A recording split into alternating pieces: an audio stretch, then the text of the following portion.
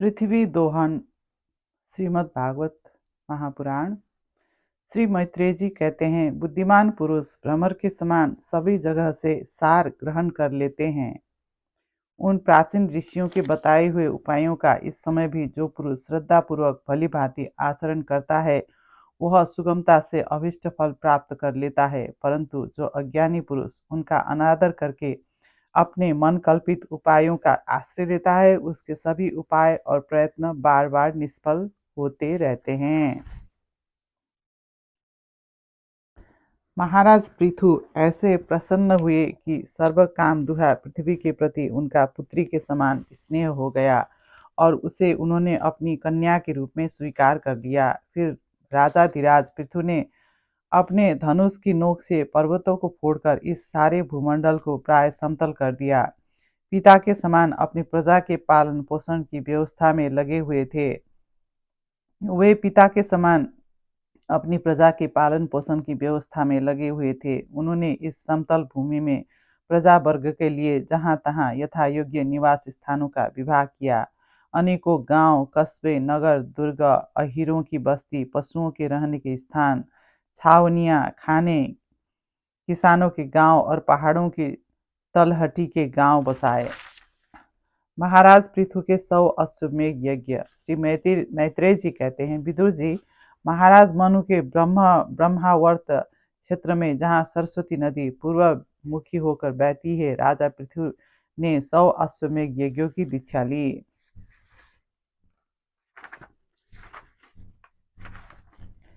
महाराज पृथु की यज्ञशाला में श्री विष्णु भगवान का प्रादुर्भाव। श्री भगवान ने कहा, नरदेव जो श्रेष्ठ मानव, साधु और सद्बुद्धि संपन्न होते हैं वे दूसरे जीव से द्रोह नहीं करते हैं, क्योंकि यह शरीर ही आत्मा नहीं है। ज्ञानवान पुरुष इस शरीर को अविद्या, वासना और कर्मों का ही पुतला समझकर इनमें आसक्त नहीं होता। इस प्रकार जो इस शरीर में ही आसक्त नहीं है वह विवेकी पुरुष इससे उत्पन्न हुए घर, पुत्र और धन आदि में किसी भी प्रकार ममता रख सकता है। यह आत्मा एक शुद्ध स्वयं प्रकाश, निर्गुण, गुणों का आश्रय स्थान, सर्वव्यापक, आवरण शून्य, सबका साक्षी एवं अन्य आत्मा से रहित है, अतएव शरीर से भिन्न है। जो पुरुष इस देह स्थित आत्मा को इस प्रकार शरीर से भिन्न जानता है वह प्रकृति से संबंध रखते हुए भी उसके गुणों से लिप्त नहीं होता, क्योंकि उसकी स्थिति मुझ परमात्मा में रहती है। राजन, जो पुरुष किसी प्रकार की कामना न रखकर अपने वर्णाश्रम के धर्मों द्वारा नित्य प्रति श्रद्धा पूर्वक मेरी आराधना करता है उसका चित्त धीरे धीरे शुद्ध हो जाता है। चित्त शुद्ध होने पर उसका विषयों से संबंध नहीं रहता तथा उससे तत्वज्ञान की प्राप्ति हो जाती है। फिर तो वह मेरी समता रूप स्थिति को प्राप्त हो जाता है। यही परम शांति, ब्रह्म तथा कैवल्य है। जो पुरुष यह जानता है कि शरीर, ज्ञान, क्रिया और मन का साक्षी होने पर भी कुटस्थ आत्मा उससे निर्लिप्त ही रहता है, वह कल्याण में मोक्ष पद प्राप्त कर लेता है। राजन, गुण प्रवाह रूप आवागमन तो भूत, इंद्रिय, इंद्राभिमान, देवता और चिताभास इन सब की समष्टि रूप परिचिन्न लिंग शरीर का ही हुआ करता है। इसका सर्वसाक्षी आत्मा से कोई संबंध नहीं है। मुझ में दृढ़ अनुराग रखने वाले बुद्धिमान पुरुष संपत्ति और विपत्ति प्राप्त होने पर कभी हर्ष, सुख आदि विकारों के अभिभूत नहीं होते हैं। राजा का कल्याण प्रजा पालन में ही है, इससे उसे परलोक में प्रजा के पुण्य का 6ठा भाग मिलता है। इसके विपरीत जो राजा प्रजा की रक्षा तो नहीं करता किंतु उससे कर वसूल करता रहता है, उसका सारा पुण्य तो प्रजा छीन लेती है और बदले में उसे प्रजा के पाप का भागी होना पड़ता है। तो सब लोग तुमसे प्रेम करेंगे और कुछ दिनों में तुम्हें घर बैठे ही सनकादि सिद्धों के दर्शन होंगे। मैं तो उन्हीं के हृदय में रहता हूँ जिनके चित्त में समता रहती है। ये सब भगवान कहते हैं। श्री मैत्रेय जी कहते हैं, आदिराज पृथु के इस प्रकार स्तुति करने पर सर्वसाक्षी श्रीहरि ने उनसे कहा, राजन, तुम्हारी मुझ में भक्ति हो। बड़े सौभाग्य की बात है कि तुम्हारा चित्त इस प्रकार मुझ में लगा हुआ है। ऐसा होने पर तो पुरुष सहज में ही मेरी उस माया को पार कर लेता है जिसको छोड़ना या जिसके बंधन से छूटना अत्यंत कठिन है। महाराज पृथु का अपनी प्रजा को उपदेश। राजा पृथु ने कहा, प्रिय प्रजाजन, आपने इस राजा का परलोक में हित करने के लिए आप लोग परस्पर दोष दृष्टि छोड़कर हृदय से भगवान को याद रखते हुए अपने अपने कर्तव्य का पालन करते रहिए। जिनके चरणों की सेवा के लिए निरंतर बढ़ने वाली अभिलाषा उन्हीं के चरण नख से निकली हुई गंगा जी के समान संसार ताप से संतप्त जीवों के समस्त जन्मों के संचित मनोमल को तत्काल नष्ट कर देती है। उस गुणवान, शील संपन्न, कृतज्ञ और गुरुजनों की सेवा करने वाले पुरुष के पास सारी संपदाएं अपने आप आ जाती है। महाराज पृथु को सनकादि का उपदेश। पृथु ने कहा, वे गृहस्थ धनहीन होने पर भी धन्य है जिनके घर में कभी भगवत भक्तों के परम पवित्र चरणोदक के छींटे नहीं पड़े। वे सब प्रकार की रिद्धि सिद्धियों से भरे होने पर भी ऐसे वृक्षों के समान है जिन पर सांप रहते हैं। श्री सनत कुमार जी ने कहा, धन और इंद्रियों के विषय का चिंतन करना मनुष्य के सभी पुरुषार्थों का नाश करता है, क्योंकि इसकी चिंता से वह ज्ञान और विज्ञान से भ्रष्ट होकर वृक्षादि स्थावर योनि में जन्म पाता है। इसलिए इससे जिसे अज्ञानांधकार से पार होने की इच्छा हो उस पुरुष को विषयों में आसक्ति कभी नहीं करनी चाहिए, क्योंकि यह धर्म, अर्थ, काम और मोक्ष की प्राप्ति में बड़ी बाधक है। श्री मैत्रेय जी कहते हैं, जो ब्राह्मणार्पण बुद्धि से समय, स्थान, शक्ति, न्याय और धन के अनुसार सभी कर्म करते थे, इस प्रकार एकाग्र चित्त से समस्त कर्मों का फल परमात्मा को अर्पण करके आत्मा को कर्मों का साक्षी एवं प्रकृति से अतीत देखने के कारण वे सर्वथा निर्लिप्त रहे। राजा पृथु की तपस्या और परलोक गमन। श्री मैत्रेय जी कहते हैं, इस क्रम से उसकी तपस्या बहुत पुष्ट हो गई और उसके प्रभाव से कर्ममल नष्ट हो जाने के कारण उनका चित्त सर्वथा शुद्ध हो गया। प्राणायाम के द्वारा मन की इंद्रियों के निरुद्ध हो जाने से उनका वासना जनित बंधन भी कट गया। यह इस तरह भगवत परायण होकर श्रद्धा भक्ति पूर्वक सदाचार पालन करते हुए निरंतर साधना करने से परब्रह्म परमात्मा में उनकी अनन्य भक्ति हो गई। इस प्रकार भगवदुपासना से अंतःकरण शुद्ध सात्विक हो जाने पर निरंतर भगवत चिंतन के प्रभाव से प्राप्त हुई इस अनन्य भक्ति से उन्हें वैराग्य सहित ज्ञान की प्राप्ति हुई और फिर वह उस तीव्र ज्ञान के द्वारा उन्होंने जीव के उपाधिभूत अहंकार को नष्ट कर दिया, जो सब प्रकार के संशय विपर्यय का आश्रय है। फिर जब अंतकाल उपस्थित हुआ तो वीरवर पृथु ने अपने चित्त को दृढ़तापूर्वक परमात्मा में स्थिर कर ब्रह्म भाव में स्थित हो अपना शरीर त्याग दिया। देवियों ने कहा, इस लोक में कुछ ही दिनों का जीवन होने पर भी जो लोग भगवान के परम पद की प्राप्ति कराने वाले आत्मज्ञान प्राप्त कर लेते हैं, उनके लिए संसार में कौन पदार्थ दुर्लभ है। अतः जो पुरुष बड़ी कठिनता से भूलोक में मोक्ष का साधन स्वरूप मनुष्य शरीर पाकर भी विषयों में आसक्त रहता है, वह निश्चय ही आत्मघाती है। हाय हाय, वह ठगा गया। पृथु की वंश परंपरा और प्रसिद्धाओं को भगवान रुद्र का उपदेश। श्री महादेव जी बोले, जो व्यक्ति अव्यक्त प्रकृति तथा जीव संज्ञक पुरुष इन दोनों के नियामक भगवान वासुदेव की साक्षात शरण लेता है, वह मुझे परम प्रिय है। अपने वर्णाश्रम धर्म का भलीभांति पालन करने वाला पुरुष 100 जन्मों के बाद ब्रह्मा के पद को प्राप्त होता है और इससे भी अधिक पुण्य होने पर वह मुझे प्राप्त होता है। परंतु जो भगवान का अनन्य भक्त है, वह तो मृत्यु के बाद ही सीधे भगवान विष्णु के उस सर्व प्रपंचातीत परम पद को प्राप्त हो जाता है, जिसे रुद्र रूप में स्थित मैं तथा अन्य अधिकारिक देवता अपने अपने अधिकारी समाप्ति के बाद प्राप्त करेंगे। भगवान रुद्र स्तुति करने लगे, भगवान आपका उत्कर्ष उच्च कोटि के आत्मज्ञानियों के कल्याण के लिए, निजानंद लाभ के लिए है, उससे मेरा भी कल्याण हो। आप सर्वदा अपने निरतिशय परमानंद स्वरूप में ही स्थित रहते हैं। ऐसे सर्वात्मक आत्मस्वरूप आपको नमस्कार है। आप पद्मनाभ समस्त लोकों के आदि कारण है। भूत सूक्ष्म तन्मात्रा और इंद्रियों की नियंता, शांत, एक रस और स्वयं प्रकाश वासुदेव चित्त के अधिष्ठाता भी आप ही हैं। आपको नमस्कार है। आप ही सूक्ष्म, अव्यक्त, अनंत और मुखाग्नि के द्वारा संपूर्ण लोकों का संहार करने वाला, अहंकार के अधिष्ठाता, संकर्षण तथा जगत के प्रकृष्ट ज्ञान के उद्गम स्थान, बुद्धि के अधिष्ठाता प्रगुम्न है। आपको नमस्कार है। आप ही इंद्रियों के स्वामी, मनस्तत्व के अधिष्ठाता भगवान अनिरुद्ध है, आपको बार बार नमस्कार है। आप अपने तेज से जगत को व्याप्त करने वाले सूर्यदेव हैं। पूर्ण होने के कारण आप में वृद्धि और क्षय नहीं होता। आपको नमस्कार है। आप स्वर्ग और मोक्ष के द्वारा तथा निरंतर पवित्र हृदय में रहने वाले हैं। आपको नमस्कार है। आप पितर और देवता के पोषक सोम है तथा तीनों वेदों के अधिष्ठाता हैं। हम आपको नमस्कार करते हैं। आप ही समस्त प्राणियों को तृप्त करने वाले सर्वरस जल रूप है। आपको नमस्कार है। आप समस्त प्राणियों के देह पृथ्वी और विराट स्वरूप है तथा त्रिलोक की रक्षा करने वाले मानसिक ऐन्द्रिक और शारीरिक शक्ति स्वरूप वायु प्राण है। आपको नमस्कार है। आप ही अपने गुण शब्दों के द्वारा समस्त पदार्थों का ज्ञान कराने वाले तथा बाहर भीतर का भेद करने वाले प्रकाश हैं तथा आप ही महान पुण्य से प्राप्त होने वाले परम तेजमय स्वर्ग वैकुंठ आदि लोक है।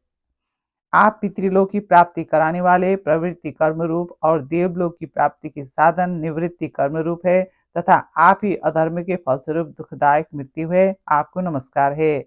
आप ही कर्ता करण और कर्म तीनों शक्तियों के एकमात्र आश्रय है। आप ही अहंकार के अधिष्ठाता रुद्र है। आप ही ज्ञान और क्रिया स्वरूप है तथा आपसे ही परा पश्यंती मध्यमा और वैखरी चार प्रकार की वाणी की अभिव्यक्ति होती है। आपको नमस्कार है।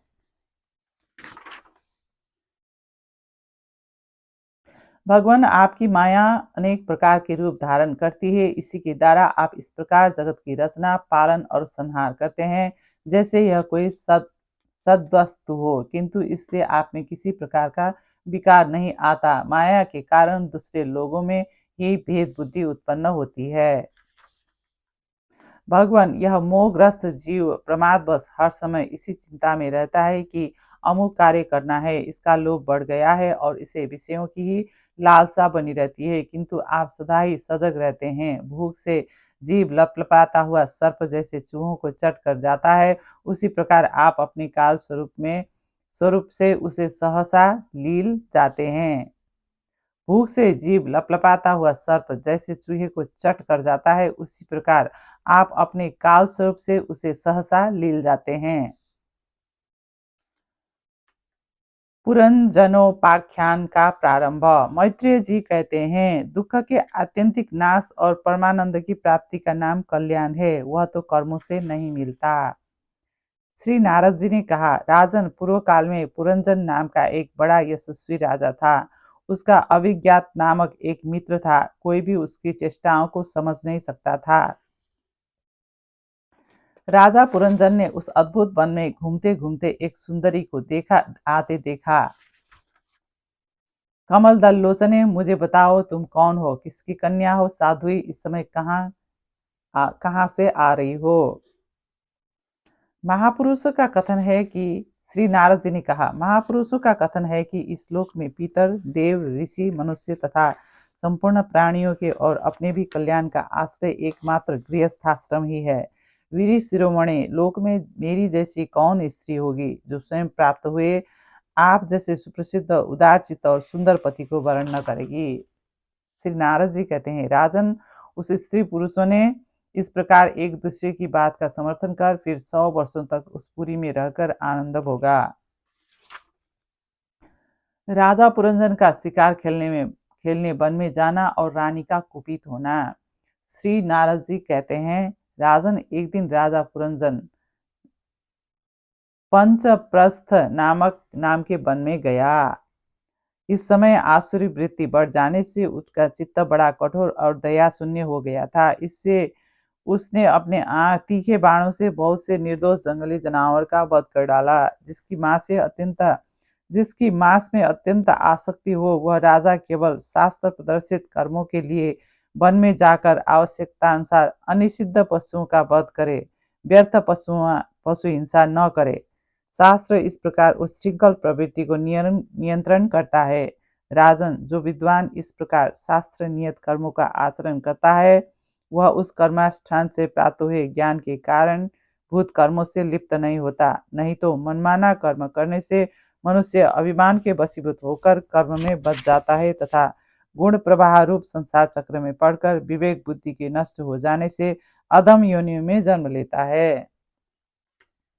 श्री नारद जी ने कहते हैं, अपनी रानी को पृथ्वी पर अस्त व्यस्त अवस्था में देखकर वह अत्यंत व्याकुल हो गया। उसने दुखित हृदय से उसे मधुर वचनों द्वारा बहुत कुछ समझाया, किंतु उसे अपनी प्रेयसी के अंदर अपने प्रति प्रणय कोप का कोई चिन्ह नहीं दिखाई दिया। श्री नारद जी कहते हैं, गुण स्वरूप साक्षात श्रीहरि के उपदेश किए हुए तथा अपने अंतःकरण में सब ओर स्फुरित होने वाले विशुद्ध विज्ञान दीपक से उन्होंने देखा कि अंतःकरण की वृत्ति का प्रकाशक आत्मा स्वप्नावस्था की भांति देहादि समस्त उपाधियों में व्यस्त व्याप्त तथा उनके उनसे पृथक भी है। ऐसा अनुभव करके वे सब ओर से उदासीन हो गए। फिर अपनी आत्मा को पर ब्रह्म में और पर ब्रह्म को आत्मा में अभिन्न रूप से देखा और अंत में इस अभेद चिंतन को भी त्याग कर सर्वथा शांत हो गए। श्री नारद जी ने कहा, मेरेपन का भाव उत्पन्न होता है और पुरुष इसी का आश्रय लेकर शरीर में इंद्रियों द्वारा विषय को भोगता है। इंद्रियों की वृत्तियां और उनकी सखियां और प्राण अपान व्यान उदान समान रूप 5 वृत्तियों वाला प्राण वायु ही नगर की रक्षा करने वाला 5 फन का सर्प है, जिनके बीच में वह 9 द्वारों वाला नगर बसा हुआ है। उस नगर में जो एक एक स्थान पर 2 2 द्वार बताए गए थे, वे 2 नेत्र गोलोक, 2 नासा छिद्र और 2 कर्ण छिद्र है।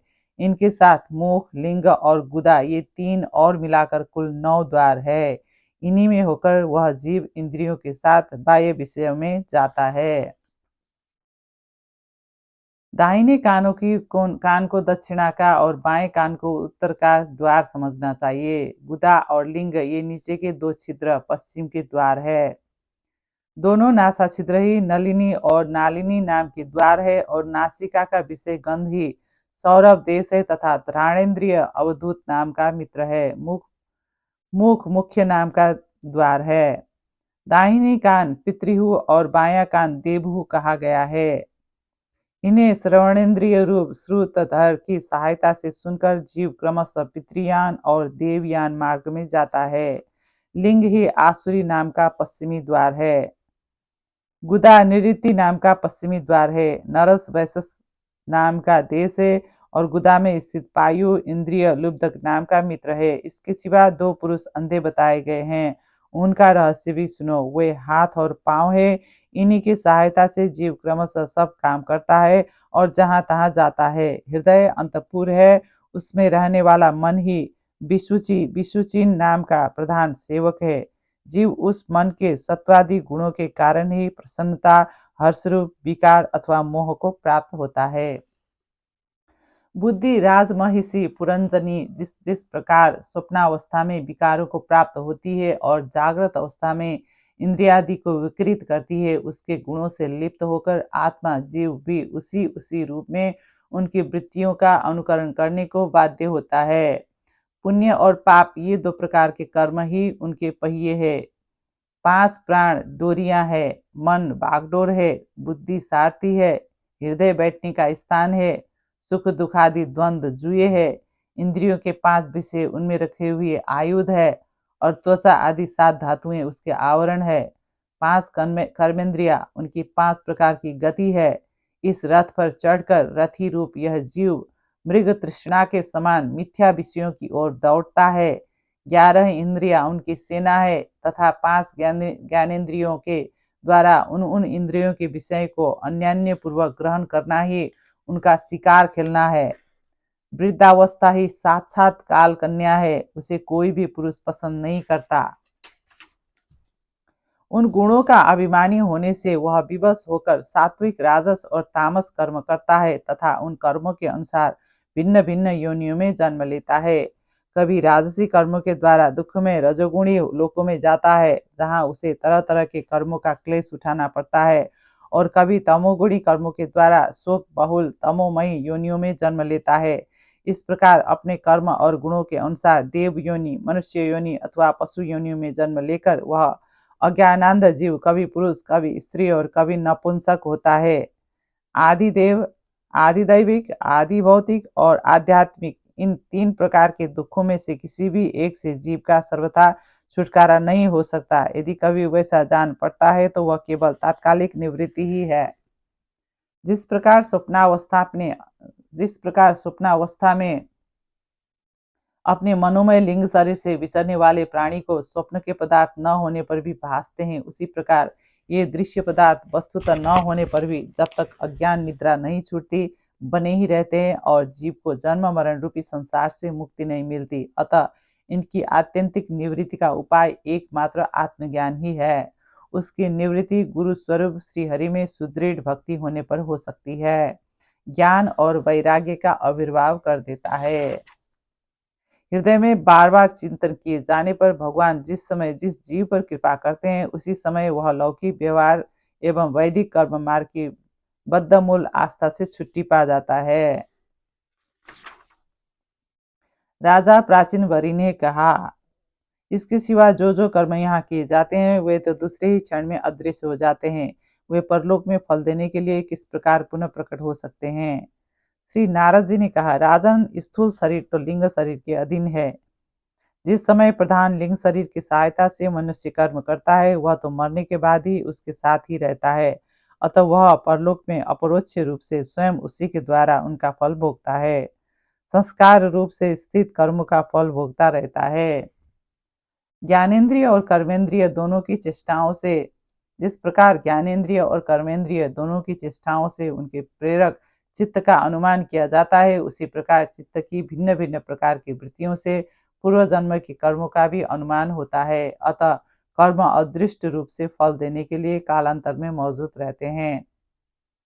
कभी कभी देखा जाता है कि जिस वस्तु का इस शरीर से कभी अनुभव नहीं किया, जिसे न कभी देखा न सुना ही, उसका स्वप्न में वह जैसी होती है वैसा ही अनुभव हो जाता है। राजन, तुम निश्चय मानो कि लिंग लिंग देह के अभिमानी जीव को उसका अनुभव पूर्व जन्म में हो चुका है, क्योंकि जो वस्तु पहले अनुभव की हुई नहीं होती उसी की मन में वासना भी नहीं हो सकती। जिनका भावी जन्म होने वाला नहीं होता उन तत्ववेत्ताओं की विदेह मुक्ति का पता भी उनके मन में ही लग जाता है। इनके दिखने में निद्रा दोष को भी कारण मानना चाहिए। यदि किसी समय भगवत चिंतन में लगा हुआ मन विशुद्ध सत्व में स्थित हो जाए तो उनमें भगवान का संसर्ग होने के एक साथ समस्त विश्व का भी भान हो सकता है। जिस प्रकार अमावस्या की रात्रि में चंद्रमा रहते हुए भी दिखाई नहीं देता, उसी प्रकार युवावस्था में स्पष्ट प्रतीत होने वाला यह एकादश इंद्रिय विशिष्ट लिंग शरीर गर्भावस्था और बाल्यकाल में रहते हुए भी इंद्रियों का पूर्ण विकास न होने के कारण प्रतीत नहीं होता। जिस प्रकार स्वप्न में किसी वस्तु का अस्तित्व न होने पर भी जागे बिना स्वप्न जनित अनर्थ की निवृत्ति नहीं होती, उसी प्रकार सांसारिक वस्तुएं यद्यपि असत है तो भी अविद्यावश जीव का चिंतन करता रहता है, इसलिए उसका जन्म मरण रूप संसार से छुटकारा नहीं हो पाता। इस प्रकार पंच तन्मात्राओं से बना हुआ तथा 16 तत्वों के रूप में विकसित यह त्रिगुणमय संघात ही लिंग शरीर है। देहारंभक कर्मों की समाप्ति होने पर दूसरा शरीर प्राप्त नहीं कर लेता, तब तक पहले शरीर के अभिमान को नहीं छोड़ता।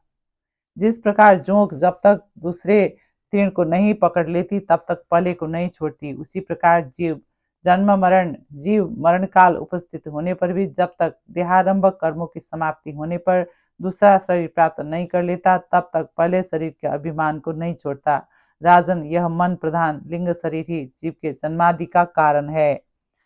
मैत्रेय जी कहते हैं, मन से भक्ति पूर्वक श्री हरि के चरणों में का चिंतन करते हुए सारूप्य पद प्राप्त किया। निष्पाप विदुर जी, देवर्षि नारद के परोक्ष रूप से कहे हुए इस आत्मज्ञान को जो पुरुष सुनेगा या सुनाएगा वह शीघ्र ही लिंग देह के बंधन से छूट जाएगा। देवर्षि नारद के मुख से निकला हुआ यह आत्मज्ञान भगवान मुकुंद के यश से संबंध होने के कारण त्रिलोकी को पवित्र करने वाला, अंतकरण का शोधक तथा परमात्मा पद को प्रकाशित करने वाला है। जो पुरुष इसकी कथा सुनेगा वह समस्त बंधनों से मुक्त हो जाएगा और फिर उसे इस संसार चक्र में नहीं भटकना पड़ेगा। इसका तात्पर्य यह समझ लेने से बुद्धि युक्त जीव का देहाभिमान निवृत्त हो जाता है तथा उसका परलोक में जीव किस प्रकार कर्मों का फल भोगता है यह संशय भी मिट जाता है। श्री भगवान ने कहा, जो लोग सायंकाल और प्रातःकाल एकाग्र चित्त से रुद्र गीता द्वारा मेरी स्तुति करेंगे, उनको मैं अविष्ट वर और शुद्ध बुद्धि प्रदान करूंगा। जिन लोगों के कर्म भगवदार्पण बुद्धि से होते हैं और जिनका सारा समय मेरी कथा वार्ताओं में बीतता है, वे गृहस्थ आश्रम में रहे तो भी घर उनके बंधन का कारण नहीं होते। प्रचाताओं ने कहा, आप तो क्षुद्र से क्षुद्र प्राणियों के भी अंतःकरण में अंतर्यामी रूप से विराजमान रहते हैं। फिर आपके उपासक हम लोग जो जो कामनाएं करते हैं, हमारी उन कामनाओं को आप क्यों न जान लेंगे। भगवत भक्तों के समाज में सदा सर्वदा भगवान की मधुर मधुर कथाएं होती रहती है, जिनके श्रवण मात्र से भोग तृष्णा शांत हो जाता है। वहाँ प्राणियों में किस प्रकार का वैर विरोध या उद्वेग नहीं रहता। श्री नारद जी ने कहा, जिनके द्वारा अपने स्वरूप का साक्षात्कार कराने वाले श्री हरि को प्राप्त न किया जाए, उन माता पिता की पवित्रता से, यज्ञोपवीत संस्कारों से एवं यज्ञ दीक्षा से प्राप्त होने वाले उन 3 प्रकार के श्रेष्ठ जन्मों से, वेदोक्त कर्मों से, देवताओं के समान दीर्घ आयु से, शास्त्र ज्ञान से, तप से, वाणी की चतुराई से, अनेक प्रकार की बातें याद रखने की शक्ति से, तीव्र बुद्धि से, बल से, इंद्रियों की पटुता से, योग से, सांख्य से, संन्यास और वेदाध्ययन से तथा व्रत वैराग्यादि अन्य कारण साधनों से भी पुरुष का क्या लाभ है। जैसे समस्त चराचर भूत पृथ्वी से उत्पन्न होते हैं और फिर उसी में मिल जाते हैं, उसी प्रकार चेतना चेतनात्मक यह समस्त प्रपंच श्री हरि से ही उत्पन्न होता है और उन्हीं में लीन हो जाता है। भगवान तो अपने को भगवान को ही सर्वस्व मानने वाला निर्धन पुरुषों पर ही प्रेम करते हैं, क्योंकि वे परम रसज्ञ है। उन अकिंचनों की अन्य अनन्याश्राया अहितु की भक्ति में कितना माधुर्य होता है, इसे प्रभु अच्छी तरह जानते हैं। जो लोग अपने शास्त्र ज्ञान, धन, कुल और कर्मों के मद से उन्मत्त होकर ऐसे निष्किंचन साधु जनों का तिरस्कार करते हैं, उन दुर्बुद्धियों की पूजा भी तो प्रभु स्वीकार नहीं करते। भक्तों के तो अधीन ही रहते हैं। अहो, ऐसे करुणा सागर श्री हरि को कोई भी कृतज्ञ पुरुष थोड़ी देर के लिए भी कैसे छोड़ सकता है।